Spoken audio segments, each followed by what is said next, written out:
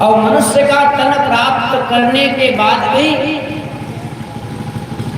यदि हम जब तब पूजा पाठ भजन इत्यादि नहीं किए तो जैसे हम लोग मणि, पारस मणि आपके पास है कि पारस मणि आप लोहे में स्पर्श कराई हो, सोना हो जाएगा, उसको हम लोग छोड़ करके महाराज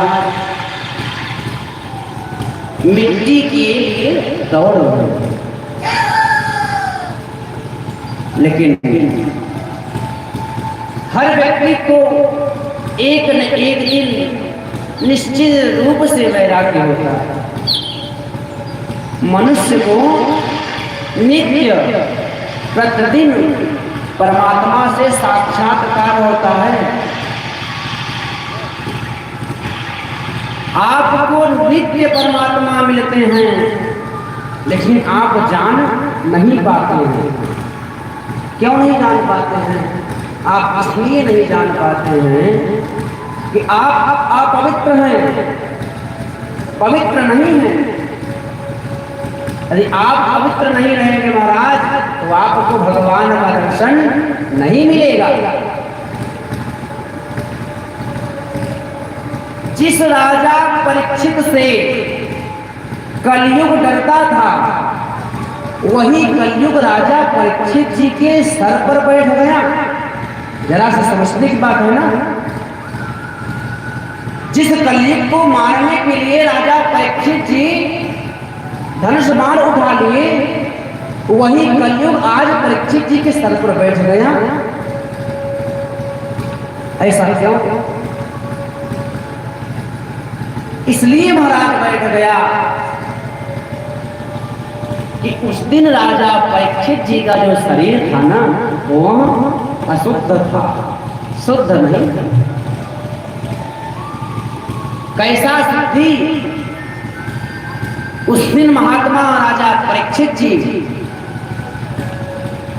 कहीं से आए और जल पान भोजन प्रसाद ग्रहण किए, और ग्रहण करने के बाद आचमन नहीं किए।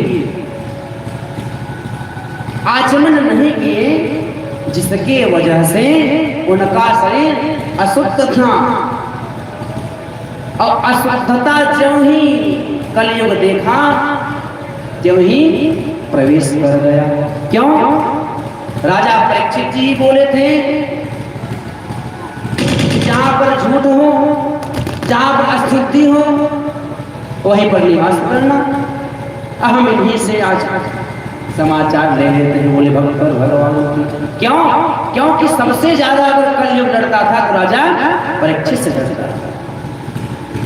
और न आज तक 5,500 वर्ष बीत गया महाराज कलयुग का। कितना आयु है कलयुग का? 4,32,000। 4,32,000, 1,08,000 जब बीतेगा तो कलयुग का एक हिस्सा समाप्त होगा 4 हिस्सा में से। अब अभी 5,500 वर्ष बीता है, कलयुग का कितना अत्याचार प्रभाव फैला है महाराज। अभी तो बहुत बाकी है, 500 वर्ष और केवल 500 वर्ष अधिक मैं कर रहा हूं। 500 वर्ष तो बहुत अधिक हो जाएगा। इसलिए कि जो चीज हम अपने बाल्यावस्था में देखे थे आज के 10 साल पहले, वो आज नहीं है। कभी कभी महाराज मोबाइल में, फोन में पुराना वीडियो आता है तो आप उसको देखिए तो हृदय दहल जाता है कि राम राम, ऐसा भी व्यवस्था था। वो समस्त व्यवस्थाएं नष्ट हो गई कि छोटे छोटे जो बच्चे हमारे थे महाराज, वो दादाजी के पास, दादी जी के पास बैठे थे। और आज कल के समय में माता पिता के पास समय नहीं है कि हम अपने पुत्र के लिए समय निकालें। उनके पास समय जब फोन से बचे तब तो महाराज जो मोबाइल निकला है सबको नष्ट कर दिया है। बुरी बात नहीं है, मोबाइल आप उपयोग करिए, लेकिन अपने बच्चों के लिए भी समय निकालिए।